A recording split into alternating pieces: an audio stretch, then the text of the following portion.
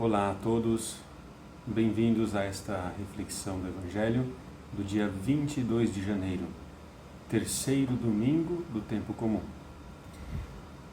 Início de ano litúrgico, estamos começando o nosso ano e queremos deixar que o Evangelho faça parte da nossa vida. Acho que cada um de vocês, cada um de nós, estamos aqui para que o Evangelho seja essa novidade de vida para todos nós, que nos interpele cada vez mais de uma maneira nova.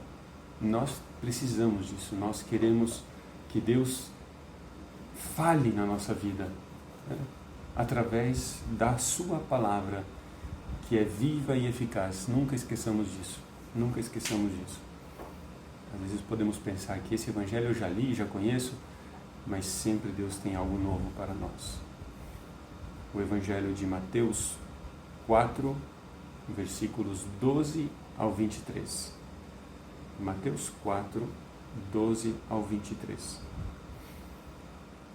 É o chamado de Jesus à conversão, Ele vai para Cafarnaum para se cumprir uma profecia que vocês têm lido aí, do profeta Isaías.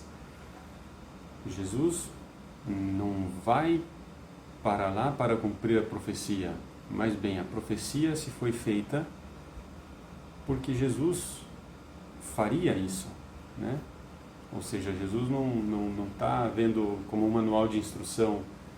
Isaías fala que o Messias, então eu tenho que... Não.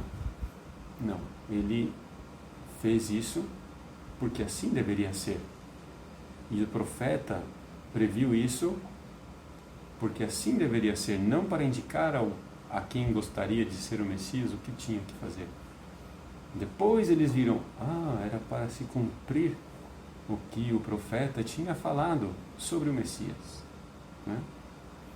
Cumpre essa profecia e a partir daí, depois de todo o anúncio de João Batista, que ele tinha falado, depois de mim virá, no domingo passado, nós escutamos, eis o Cordeiro de Deus que tira o pecado do mundo, na semana passada. Depois de toda essa preparação, depois de cumprir essa profecia, Jesus vai anunciar a conversão às pessoas. E depois tem esses dois chamados, Simão, chamado Pedro e André, e depois Tiago e João. E fica clara esta mensagem de Jesus: segui-me e eu farei de vós pescadores de homens.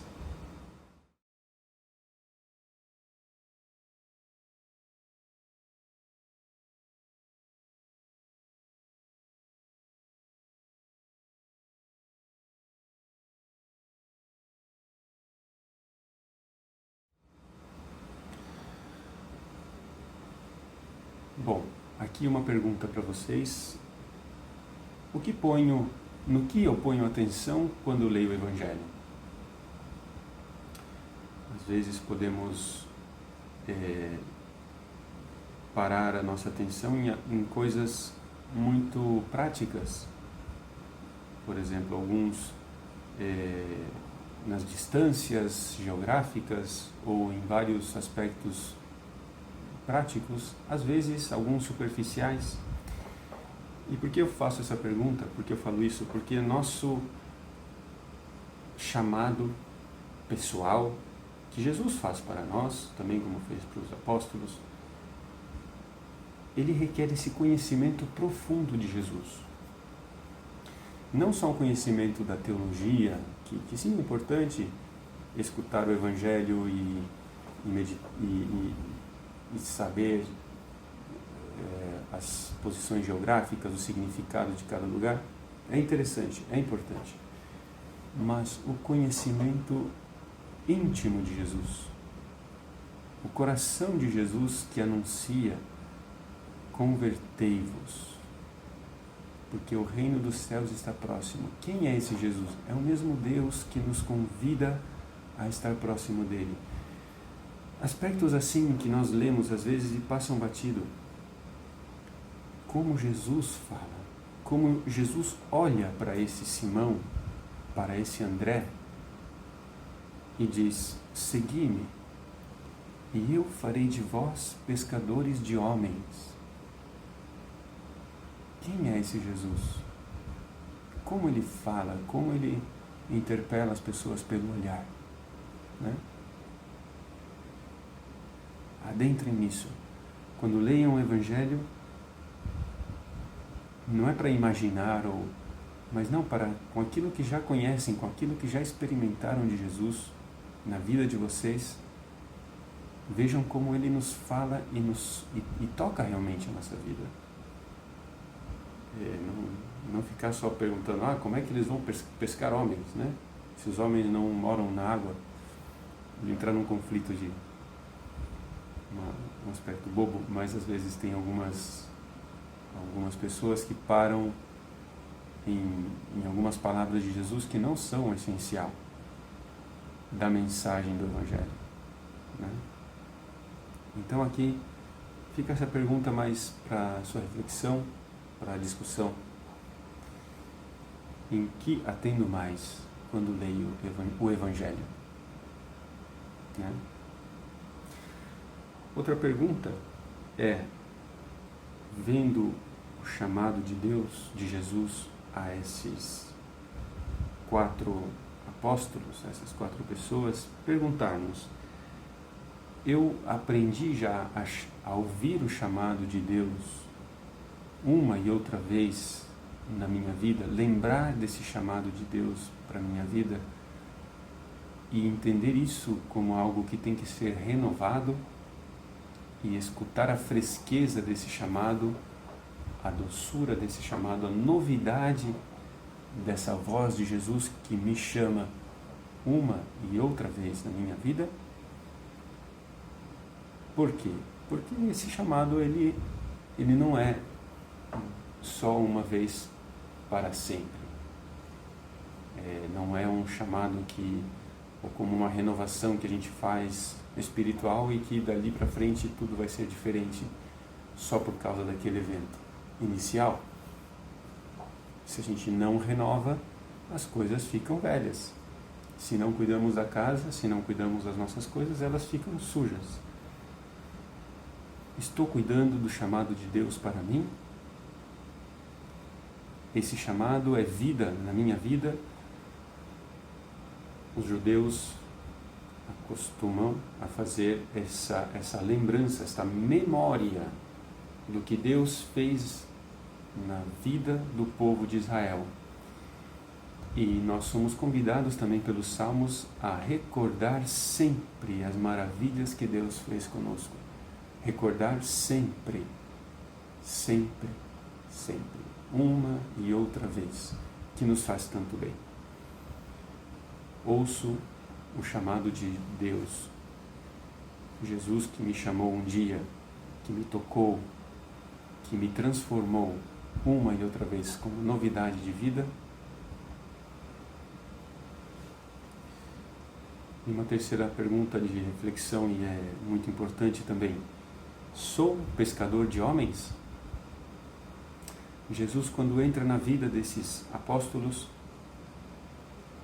ele faz essa seguinte proposta: segui-me, segui-me, e eu farei de vós pescadores de homens.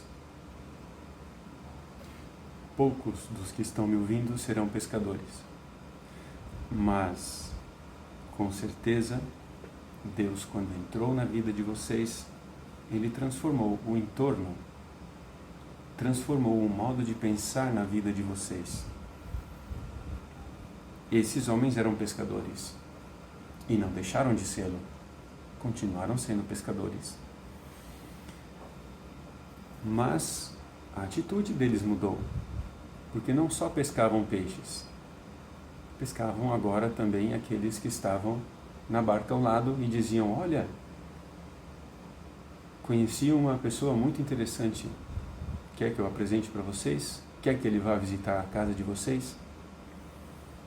E como pescadores se importavam não só pelo benefício econômico, mas também pelo bem dos outros que estavam com eles, se tratavam melhor, como pessoas, como amigos.